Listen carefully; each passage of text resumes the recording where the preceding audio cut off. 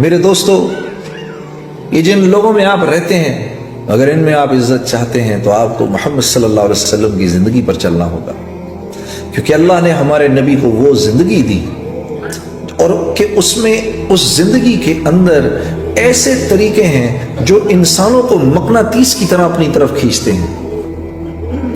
جتنی اس زندگی سے دوری ہوگی اتنی میرے دوستوں زندگی میں پریشانی۔ تو میرے دوستوں،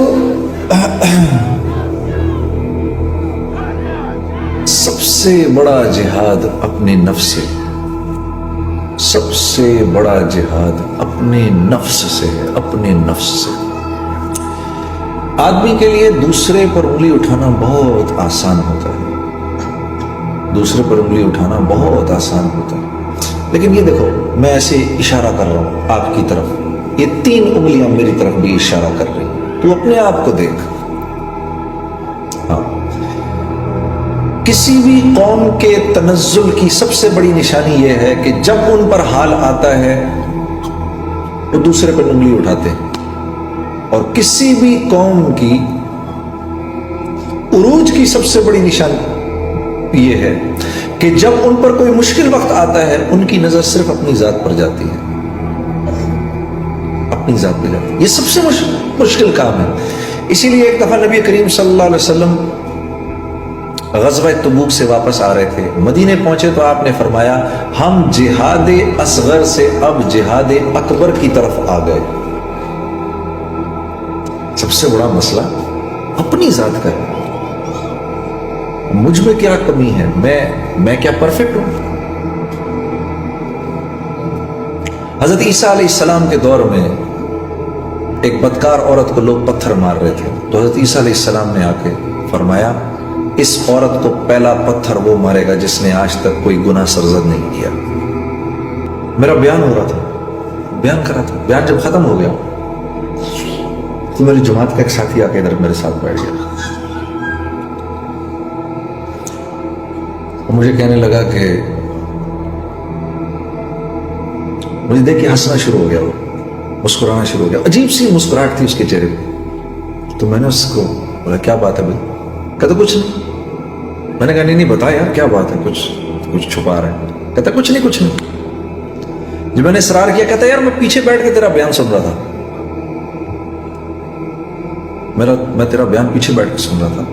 تو میرے آگے 2 لڑکے بیٹھے ہوئے تھے اور وہ دونوں آپس میں بات کر رہے تھے، تو میں ان کی بات سن رہا تھا۔ تو ایک دوسرے سے کہہ رہا تھا یار یہ باتیں تو بڑی اچھی کرتا ہے لیکن اس کی زندگی تو دیکھو کیا ہے۔ تو ساتھ والا کہتا ہے یار یہی تو مسئلہ ہے، یہ تو سارا مسئلہ ہے، اگر یہ اپنی زندگی پر توبہ کر لے تو میں ابھی 4 مہینے کے لیے نکل جاؤں۔ یہ بات مجھے یاد ہے، یہ بات میں کر رہا ہوں سن 2000 کی۔ اپنے اس ساتھی کی بات مجھے ایسا لگا جیسے کسی نے سینے میں چھرا گھونپ دیا ہے، مجھے ایسا لگا کسی نے سینے میں چھرا گھونپ دیا میرے، اور مجھے اس بات کا احساس ہوا کہ اگر میں نے جا کر لوگوں کی زندگی پر میری ذات سے اگر کسی کا کوئی فائدہ ہونا ہے تو اس کے لیے سب سے زیادہ ضروری ہے کہ مجھے اپنی زندگی کو بدلنا پڑے گا۔ مجھے اس بات کا احساس ہو گیا، ورنہ اس سے پہلے میں نے یہ سوچا تھا ٹھیک ہے جیسے میں نے ابھی تبلیغ کا کام بھی کریں گے، گانے بھی گائیں گے، مکے بھی جائیں گے، ویگس بھی جائیں گے، ہاں زمزم بھی پیئیں گے، وہ بھی پیئیں گے، جیسے ہم سب کہتے ہیں دین کے ساتھ ساتھ دنیا بھی، دین کے ساتھ ساتھ دنیا بھی۔ کتنی بڑی نادانی ہے یہ، کتنا بڑا نادانی کا جملہ ہے، دین کے ساتھ دنیا۔ دین ہے کیا؟ دین تو ہے ہی دنیا کے لیے، جنت تو آخرت میں اس کا انعام ہے، دین تو ہے ہی دنیا کے لیے۔ کشتی پانی کے لیے ہے کہ خشکی کے لیے؟ کشتی کو اٹھا کے پانی سے باہر رکھ دو تو کشتی بیکار ہو جائے گی، کسی کام کی نہیں ہے۔ کشتی تو پانی کے لیے ہے، انسان کو دنیا سے نکال دو تو بیکار ہو گیا، ختم، اب دنیا میں اب کوئی کنٹریبیوشن نہیں ہے اس کی۔ تو رہنا تو دنیا میں ہے، تو دنیا میں رہنا کیسے؟ یہ دین ہے۔ جنت میں نماز پڑھنی ہے کیا؟ जन्नत में कुरान पढ़ना है क्या, सजदे करने हैं क्या? जन्नत में कोई आ जाए भाई चलो भाई आंखों की हिफाजत करो, तो चलो निकल इधर से, आंखों की हिफाजत करो। इधर हम आंखों की हिफाजत करने आए, इधर तो हमें को 70-70 चाहिए, यहां एक नहीं निभती। तो दीन दुनिया के लिए है, जन्नत तो इनाम है इसका, और जन्नत तो अल्लाह उसको भी दे देगा जो दुनिया में दीन पर नहीं चला। बहुतों को देखो, लेकिन एक उसूल है अल्लाह का, वो क्या? दुनिया में अगर दीन पर नहीं चलोगे तो इतना परेशान करके रखूंगा, इतना परेशान करके रखूंगा कि तुम्हें समझ नहीं लगेगी, पागल कर दूंगा तुम्हें, तुम्हारी इस जिंदगी के अंदर सुख चैन इत्मीनान नहीं दूंगा।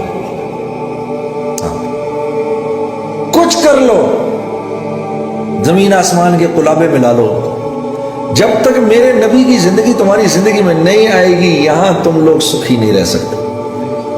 ये दीन दुनिया के लिए है, ये दुनिया से अलग नहीं है। जब दीन जिंदगी में आएगा क्या होगा?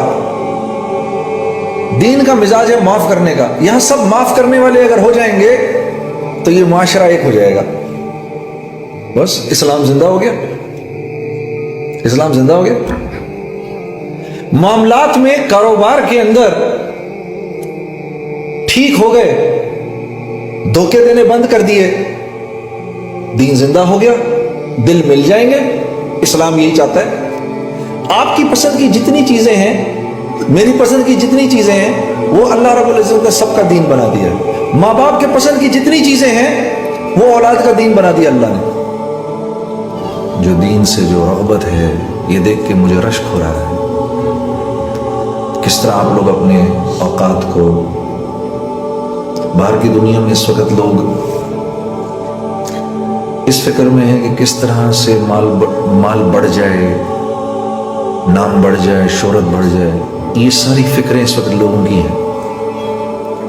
आमतौर पे ये सोचें, दिन सारा इसी में इस्तेमाल होता है, सलाहियत सारी इसमें इस्तेमाल होती है।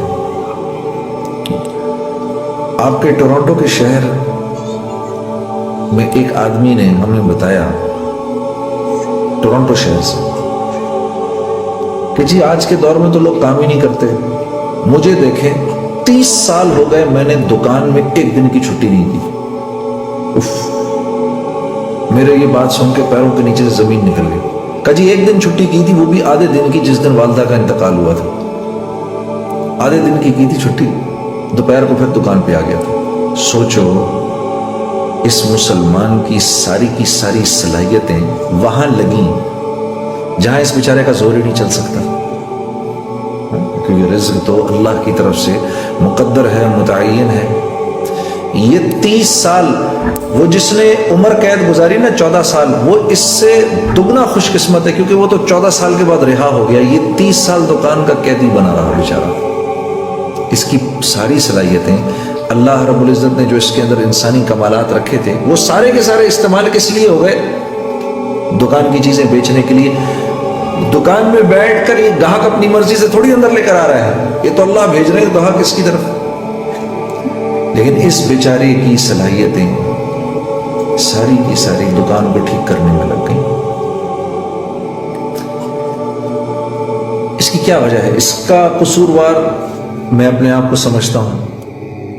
मैं अपने आप को इस प्यारे भाई की सलाहियतों के ज़ाया होने का मैं कसूरवार हूँ। काश के मैंने वक्त निकाला होता, मैं आया होता इसके पास, यहाँ पर इसको बताया होता।